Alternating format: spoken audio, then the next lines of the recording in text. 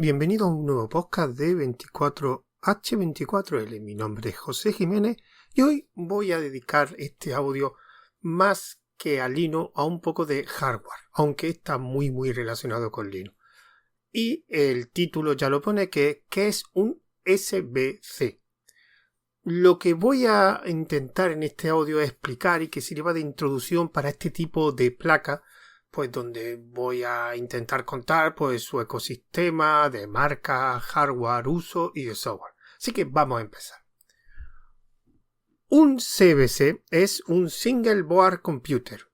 Esto, quien no sepa mucho del mundillo, pues estas siglas se van a quedar igual. Pero si digo que es un tipo de placa como una Raspberry, pues esto realmente ya, digamos, lo va a centrar. ¿A qué me estoy refiriendo? Este tipo de placas llevan bastante tiempo existiendo. Lo que pasa es que cuando surgió Raspberry fue una explosión bastante grande y se popularizó muchísimo. Ahora, que de hecho va por la versión 5 de la Raspberry, ya ha bajado un poco ese entusiasmo y sigue teniendo mucha comunidad, pero bueno, eso ahora lo veré después. También voy a comentar cosas de otras marcas, digamos, alternativas a la Raspberry, como Pine64, Droid, Rockpi, NanoPi, OranPi, BananaPi y alguna otra más. Pero bueno, vamos a centrarnos en el hardware, las características. Este tipo de placas son unas placas, como sus siglas pone, de SD simple, simple en potencia, pero eso también conlleva que tiene unos bajos consumos. Son procesadores ARM, aunque ahora están saliendo desde el año pasado, y este año me imagino que saldrán más, también con arquitectura RISC-V. RISC-V, digamos que es la alternativa a ARM, y la verdad que está teniendo bastante auge. No está llegando al nivel de este tipo de placas, que la mayoría son con ARM, pero ya veremos que algunas he encontrado ya de RISC-V de las marcas que voy a hablar. Se podrían definir de dos tipos. Una son las CBC normales, o sea, tipo Raspberry, placas pequeñitas, con poco consumo, pero después hay como una subcategoría que son las cero, que aquí empezaron con la propia Raspberry, que sacó una versión, digamos, más pequeña todavía, más diminuta y evidentemente mucho más simple, que se utilizan pues para determinado uso. Después surgieron también que las otras marcas sacaron sus propias versiones cero, ya veremos más adelante eso. Con procesadores he dicho que utiliza ARM y en algunos casos RISC-V. De marcas, digamos, de procesadores RISC-V no conozco mucho, pero de ARM, digamos, las más conocidas son la Rockchip, también tenemos Allwinner, AMLogic y, por ejemplo, la que utiliza Raspberry, que es Broadcom. Y también tenemos, aunque aquí no nos vamos a entrar mucho, las que produce Nvidia. Nvidia, digamos, tienen una serie de placas de este tipo, las Jetson, aunque creo que son un poquito más grandes, y están muy enfocadas a la inteligencia artificial. Otra característica de esta memoria es que estos tipos de placas que son muy modulares, o sea, lo que te venden es la placa, el procesador y después los demás componentes, como por ejemplo el almacenamiento, lo tienes que tener aparte. Ahora, algo muy común en estas placas, bueno, aparte de que la memoria suele ser, bueno, siempre es soldada, te la encuentras desde 1 giga, aunque eso, sobre todo para las 0, te la encuentras, pero lo normal es que ya de 4, de 8, 16, algunas de 32, de 64 no he visto ninguna, aunque creo que me suena haber visto alguna placa de 64, de 32 ya es bastante habitual. Estas placas como almacenamiento principal, la gran mayoría, menos la Raspberry, que esto es un defecto que no sé por qué las tiene, suelen tener un tipo de memoria de almacenamiento que se llama eMMC, que para simplificarlo mucho podremos decir que es como si coge una tarjeta SD de estas típicas que utilizan las cámaras de fotos en muchos dispositivos y la suelda a la placa. Es una memoria que no es muy rápida, pero al venir ya metida en la placa, pues te evitas tener que utilizar algo típico como USB o tarjeta SD, porque esto también es otra cosa muy característica de este tipo de placa, que casi todas traen una ranura SD, porque, y esto viene de la Raspberry, aunque ahora veremos que en otras placas suelen venir bastante eMMC y otro tipo de almacenamiento, la Raspberry pues solo se puede arrancar, digamos, el sistema operativo con una tarjeta SD o con un puerto o a través de un pendrive utilizando los puertos USB. Pero lo normal, y por ejemplo la placa que yo tengo, vienen con eMMC y eso permite pues tener bastante más, digamos, funciona bastante mejor. No es que sea mucho más rápido, pero al estar integrado en placas siempre tiene sus ventajas. Pero también, y esto se ve, y este año y el año pasado ya era bastante habitual, muchas placas vienen con conector M2 para tipo de memoria MMC y también puertos SATA donde puedes meter un disco duro SSD o un disco duro mecánico. Entonces, aquí hay una amplitud bastante grande de tipo de memoria. Lo que pasa es que quita menos la MMC, que viene incluida en las placas. Lo normal es que tengas que comprar en la memoria tanto M2 o los discos duros SSD. Entonces es muy habitual, y esto si tiene una Raspberry es muy habitual la Raspberry, pero en las otras placas no, es que muchas veces el sistema operativo venga a través de una tarjeta SD o a través de utilizando un disco duro o un pendrive por los puertos USB que proporciona la placa. Pero, como he dicho antes, en el resto de placas suelen tener más posibilidades de almacenamiento. Otra cosa que tienes que comprar también son las cajas, y aquí hay un montón de cajas. Está la típica caja de plástico que evidentemente solo sirve para que no se meta polvo, pero también hay cajas de aluminio, incluso hay cajas más sofisticadas para que puedas meter más discos duros, etcétera, como cajas de NAS. Y aquí hay otra cosa, que también hay una amplitud bastante grande de diferentes tipos de cajas. También tienes que pillarte la fuente de alimentación. Lo normal es que vengan muchas veces en un kit que te incluya todo para tener tu dispositivo ya funcionando a la primera. Esto es muy típico en la Raspberry, en tiendas como en Amazon, que te vendan los kits completos. El problema es que ahora la Raspberry la veo muy alta de precio. De hecho, ha estado bajando, pero hubo una época que hubo un sobreprecio tremendo. Y esto serían las características hardware. Resumiendo, es una placa simple en potencia, con un consumo muy bajo y que tiene un comportamiento modular. O sea, comprar la placa y después tienes que comprarte la caja, tienes que comprarte el almacenamiento, si quieres un M2, si quieres un disco SSD para que tengas más rapidez, la fuente de alimentación, etcétera. Aunque hay algunas marcas que te venden ya el hardware ya preconfigurado, y eso ya en las marcas veremos y os pondré algún ejemplo. Ahora vamos a ver un poco los usos. Generalmente, y para mí esto es una opinión personal, este tipo de placas sirven para dar servicio. Aunque también existen proyectos donde lo utilizan como para montar un portátil, una tablet, o por ejemplo tienen la Raspberry 500, que básicamente un teclado con una placa Raspberry dentro. Entonces la gente lo utiliza como ordenador de escritorio. Yo personalmente no lo veo factible, no lo veo suficientemente eficiente y que da un rendimiento óptimo para utilizarlo habitualmente. Por eso yo considero que son para montar servicios, o sea, para tener tu servidor en casa.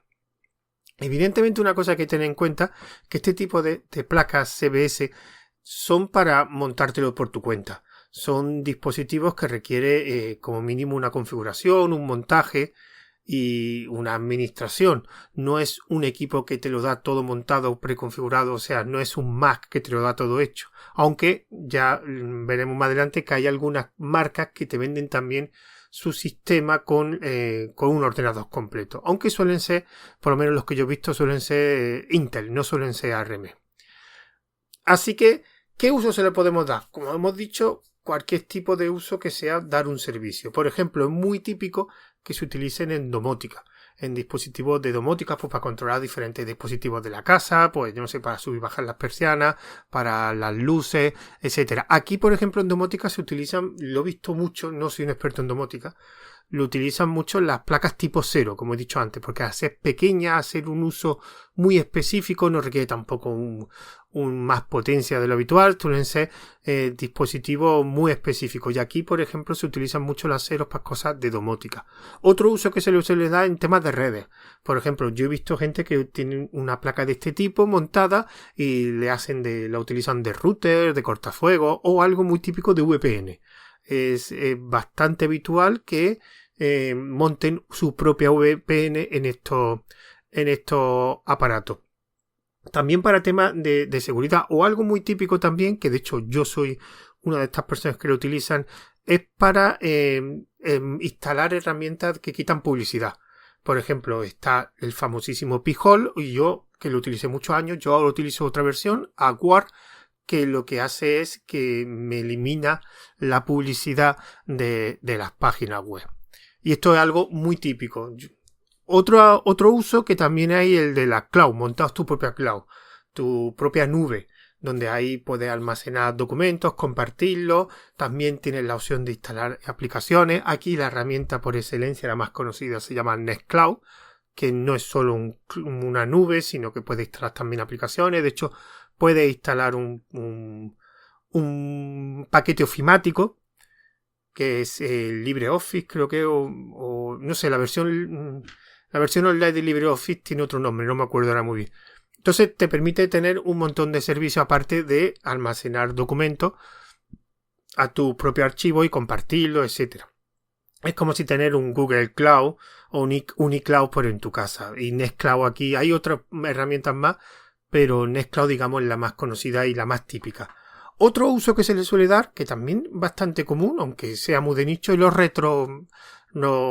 juegos retro, los juegos antiguos, sobre todo con emuladores.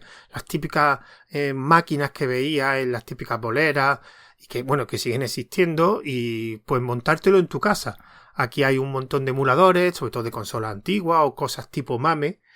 Y hay gente que que incluso lo que hace es comprar una caja de maderas típicas estas que veían de las máquinas de videojuegos de las boleras, y monta una placa de este tipo con un software específico y allí mete su ROM, sus juegos.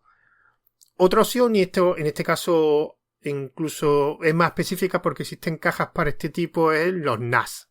Pues para tener un NAS en tu casa donde hay poner varios discos duros, hay cajas que te permiten poner varios discos duros y conectarlos a la placa. Y aquí, de hecho, hay también software que te permite administrar un NAS. Algo bastante habitual. Incluso hay gente que lo que hace es conectar varios discos duros por los puertos USB de estas placas y monta un NAS un poco más casero y con un software específico. También algo muy típico son los reproductores multimedia. O sea, simplemente cogen, como son máquinas que consumen poco, pues pueden dar servicios que están todo el día encendidas, las 24 horas encendidas. Y aquí en este caso, pues te permiten pues tenerlo al lado de un televisor, y ahí tenés tus vídeos, tus películas, lo que sea. Incluso te permite pues hasta incluso montar un Spotify en tu casa, poder reproducir. Aquí hay también software específico donde poder hacer streaming y poder ver películas, almacenarlas en ese SBS, en algún disco duro que tú le agregas, y pues poder distribuir, hacer streaming de esas películas, y lo mismo con la música. Y algo muy típico que se utiliza para montar estos servicios es utilizar Docker. Docker, lo veremos que cuando veamos la parte de software, está soportado plenamente con este tipo de arquitectura ARM, y se utiliza muchas veces para probar Docker. Te compras una placa de este tipo, quieres montar un X servicio, y lo que haces es montar a través de Docker. Algo muy común hacerlo con esta placa es usar Docker para estos usos. La verdad que tiene, no sé, ya le he dicho los usos más importantes o más comunes. No sé si se me olvida alguno, sin eso ponérmelo en los comentarios, pero más o menos domótica, cortafuegos, VPN, juegos retro con emuladores, los NAS, reproductores multimedia de vídeo o música, y prácticamente cualquier cosa que sea montar un servidor de cualquier tipo. Aquí cada vez veo menos los temas de servidores web. Al principio, cuando surgió la Raspberry, hubo una explosión de la gente montando sus propios servidores web en estos tipos de dispositivos, pues para ahí almacenar y publicar pues sus páginas web. De hecho, en este tipo de dispositivos puedes montar un WordPress y tu página web, así ahorrarte el alojamiento. Lo que pasa es que sí me han dicho algunos que es un problema, porque cuando tú publicas algo por internet y montas tu propio servidor, eso requiere pues una seguridad extra, porque posiblemente te ataquen, y además estos dispositivos tampoco son muy potentes y no pueden soportar muchas procesamientos, muchas peticiones de HTTP. Con lo cual yo cada vez lo veo menos, pero hubo una época en que la gente se montaba su propio servidor web y ahí montaba su página web y ahí la publicaba directamente en internet. Pero yo, claro, evidentemente con el tiempo pues publicar cualquier cosa en internet requiere una seguridad y una potencia de hardware para que nadie te tire. Los ataques que recibas no te perjudiquen el servidor y te hagan caer el servidor. servidor. Así que generalmente yo cada vez lo veo más los servicios que utilizan más tipo local, para dentro de tu casa y no exponerlo mucho públicamente, salvo el VPN, porque esto sí lo veo yo. Los servidores VPN muchas veces utilizan para, digamos, utilizarlo externamente. Y ahora vamos a hablar un poco más del software. Esto es el motivo porque he escogido el tema este de los CVS, que está muy relacionado con Linux. Los CVS principalmente es para instalar una distribución de Linux. No conozco yo si en algún tipo de esta placa, no sé cómo está el soporte de Windows en ARM, pero he conocido algunos que han intentado instalar un Windows, pero no ha sido, por lo menos los casos que yo conozco, han sido bastante malos realmente. Así que lo normal es que si te compras esta placa es para instalar una distribución de Linux. Aquí podríamos dividirlo en dos partes.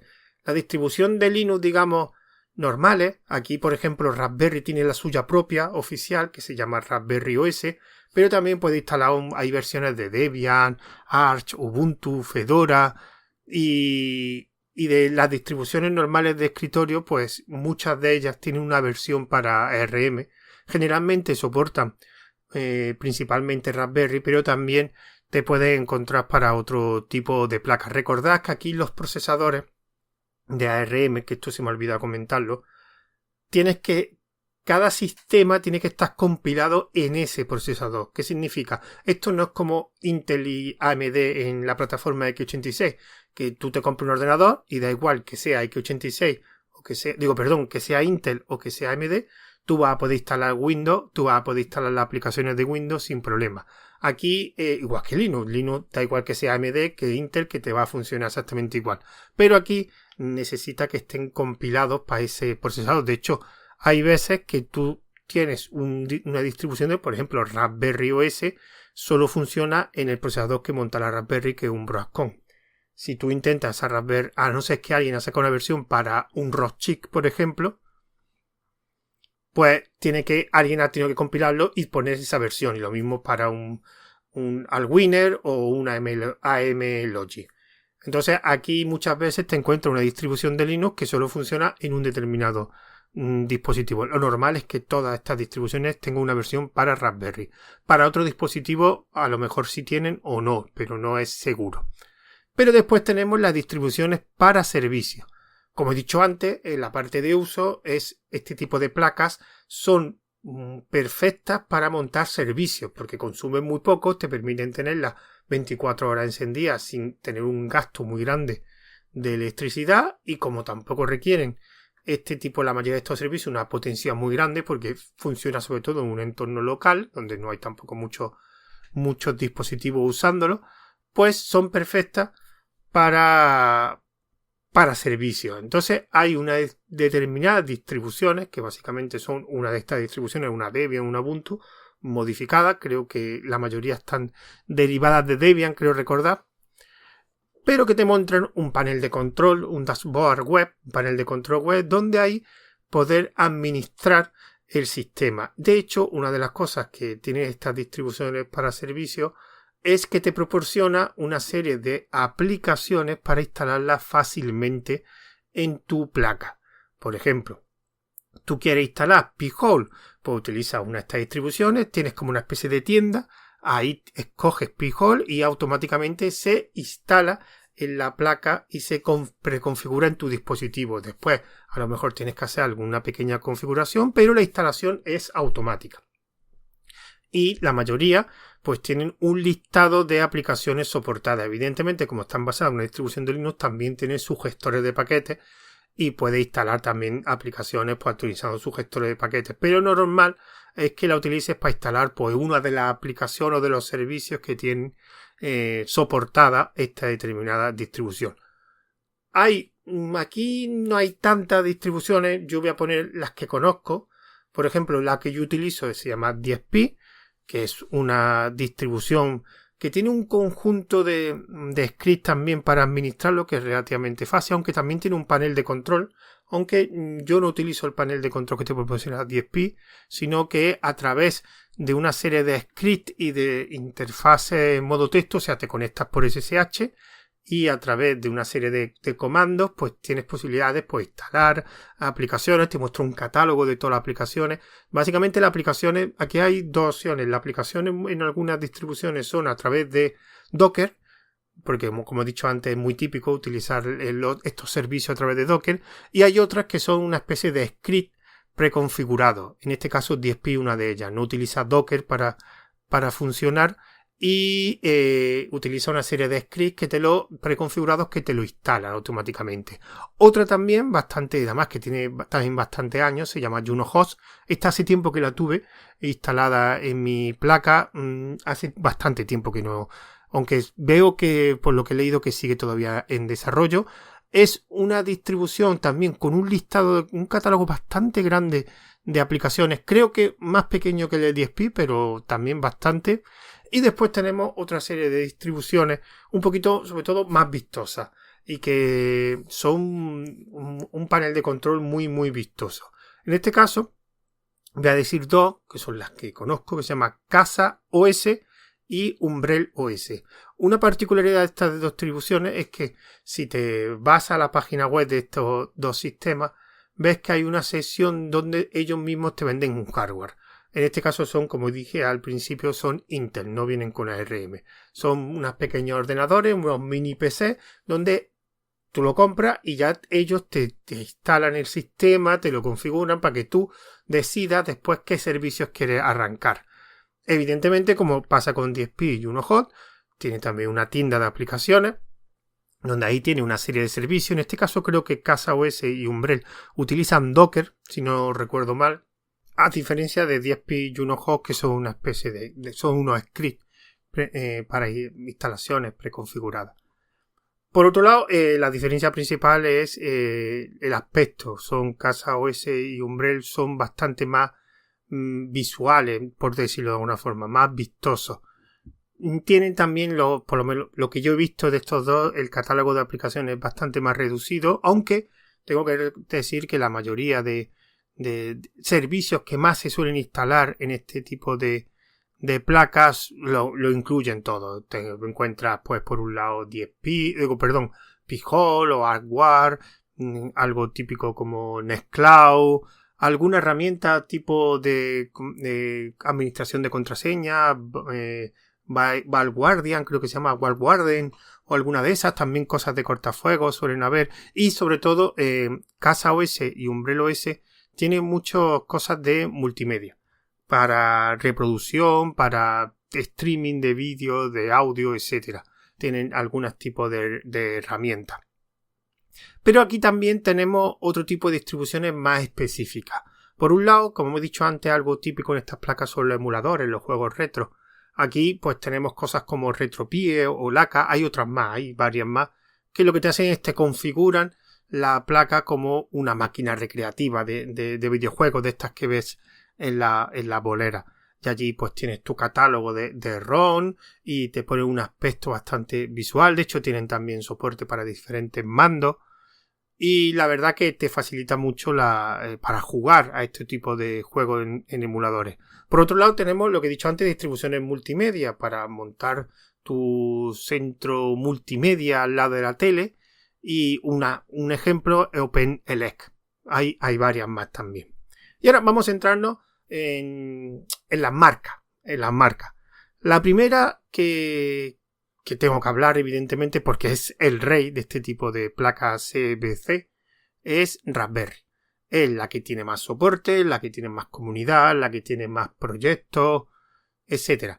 Personalmente es una placa muy útil. Yo lo que me quejo, que lo he dicho antes, es que no venga con algún tipo de almacenamiento, un simple eMMC. Y de hecho no hace mucho el año pasado salió la Raspberry 5 y no lo incluyeron. Incluyeron otro tipo de cosas, pero algo típico como un MMC o algún tipo de conector SATA o conector M2 no lo incluyen. Pero hay que reconocer que es la que tiene más comunidad y la que tiene más soporte y más proyectos disponibles. Por otro lado tenemos Pine64, que de hecho es una marca que es más antigua que Raspberry y está lo que se caracteriza es que tiene de todo. No se centra solo en las placas, principalmente creo recordar que son tablets, portátiles, un lector de ebook y el smartwatch. No sé si todos los tablets y los portátiles sé que todavía están presentes. Y de Pine64 pues tiene una serie de... No tiene muchas placas, tiene 4 o 5 placas. Creo que la última, no sé si se llamaba Orion, no sé. Y una cosa que tiene es que siempre incluye... Hay diferentes tipos de placas, pero incluye siempre el procesador más grande que tenga Rockchip. Digamos, Rockchip es, quitando los Broadcom de Raspberry, Rockchip es la marca de procesadores más usada y posiblemente de las más potentes que hay en este tipo de placa. Otra placa también con bastante antigüedad, con bastante, digamos, dentro de las clásicas, es Odroid. Esta es la particularidad que tiene, y ya después me centraré más en ese aspecto, es que hay tiendas en España que la venden, evidentemente con un precio diferente, un poco más alto que si la compra fuera. Aquí me gustaría destacar porque evidentemente está revisando un poco las páginas web de este tipo de placas, porque para recordar evidentemente lo que tiene. Aquí las que me gustaban eran la HC, que creo que la última, que lo que estoy viendo es la HC4, que tenía particularidad que simplemente era una placa donde estaba en una caja donde podías poner varios discos duros. En este caso la HC4 creo que eran 2 discos duros. Y tenía una forma de montar un NAS de una forma muy simple y muy fácil.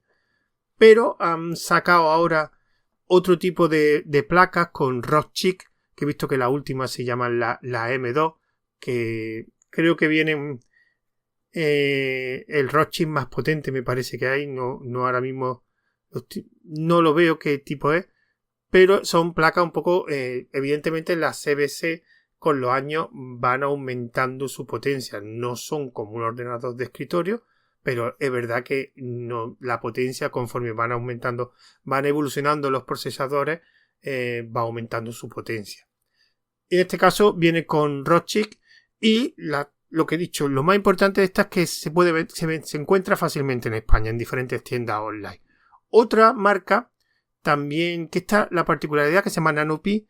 La particularidad de las NanoPi es que hay muchas placas, muchísimas placas.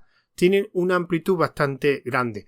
De aquí destacaría que las que más me gustan a mí son la familia de NanoPi, la 0 y la NanoPi RS, que tiene, la R, que son la R5, la R6, son placas muy pequeñas que son dispositivos principalmente para cosas de redes. Porque quitando la 0, que es la más pequeña de todas y la más barata, a partir de la R3, R4, la R4 veo que no tiene, vienen con 2 conectores Ethernet o incluso 3.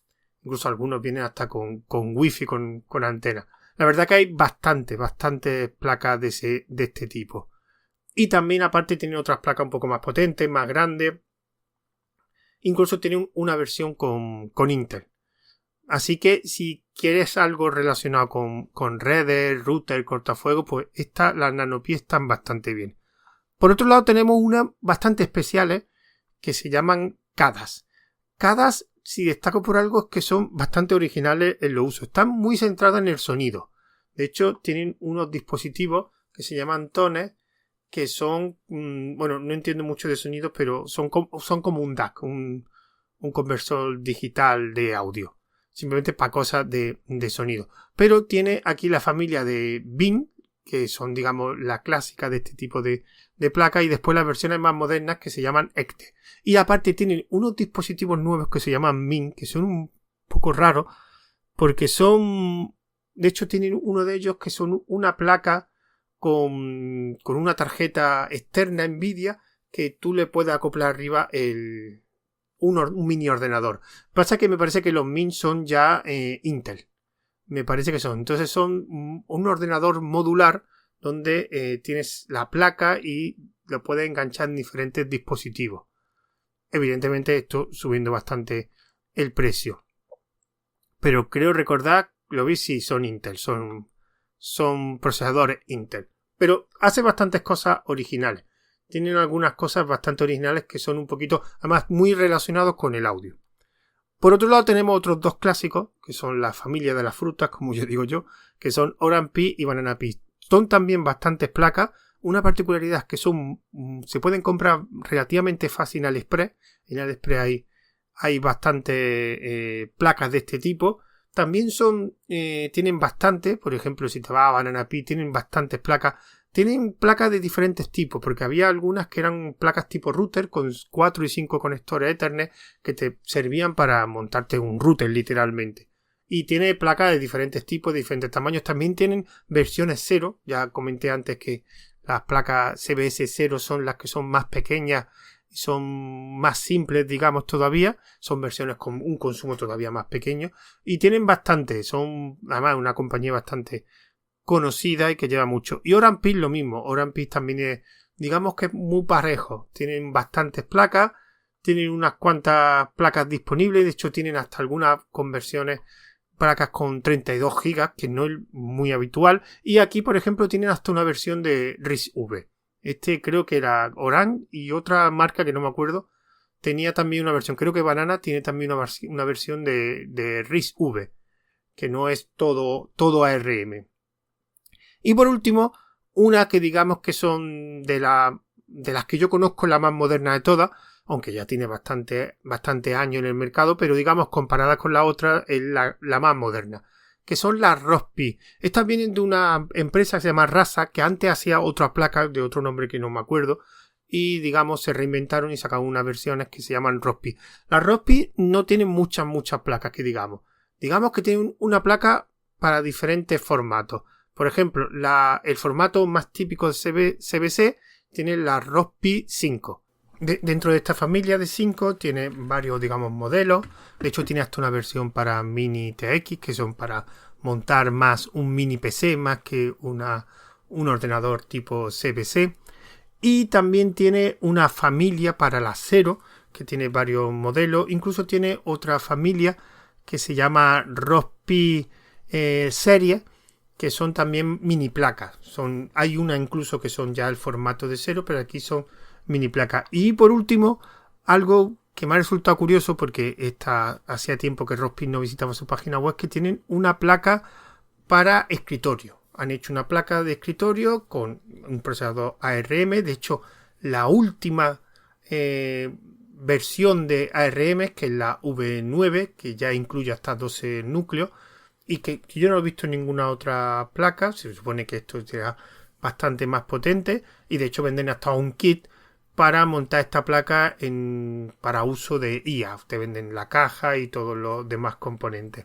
Y bueno, esto quería hacer un poquito de introducción. Esto está pensado sobre todo a la gente que quiere conocer un poco más aparte de Raspberry, o a la gente que no sabe muy bien lo que es una CBC y pues sabe qué es lo que es la Raspberry. Pues explicar un poquito de esto, una introducción a este ámbito que la verdad es muy curioso, y también para que sepáis que hay otras marcas que no la Raspberry, porque generalmente el usuario que se introduce en este ámbito solo se fija en la Raspberry, que posiblemente sea la placa que compre y que le sirva, pero que sepa que también hay un ecosistema también de placas y de marcas, porque aquí hay un montón de marcas chinas que no las he hablado porque no las conozco. Yo he dicho sobre todo las que conozco y las más famosas. Hay alguna más que conocía, pero tampoco son muy... no veo que tengan mucho uso. Y estas placas que yo he dicho, estas marcas que yo he dicho, y estos sistemas operativos y estas distribuciones que he comentado son bastante usadas. Y bueno, y recordad que este audio estará publicado, por un lado estará en las plataformas típicas de podcasting, en Apple Podcast, en Pocket Cast, en Spotify. También va a ser por su propio feed RSS. Todo esto lo pondré en las notas del audio. Y por último se va a poner en formato vídeo tanto en el canal de YouTube de 24H24L. Recordad que si te interesa este contenido, además ya próximamente voy a grabar otro tipo de vídeos que no sean podcast, te lo enseño y te lo cuento. Así que si te gusta el contenido de 24H24L, me gustaría que pues le deis un like y que os suscribáis para que así podamos aumentar y en un futuro podéis conseguir los requisitos pues, para un poquito monetizar este canal de YouTube. Y también será distribuido por Fediverse TV. Allí estará también este, digamos, audio, que lo subiré en formato vídeo para poder distribuirlo. Y poco más. Recordad que también hay un canal de Telegram que se llama Evento 24H24L, una cuenta en Mastodon 24H24L y también una cuenta de Twitter que en este caso es 24H24L1. Así que me despido de vosotros hasta el siguiente audio. Adiós.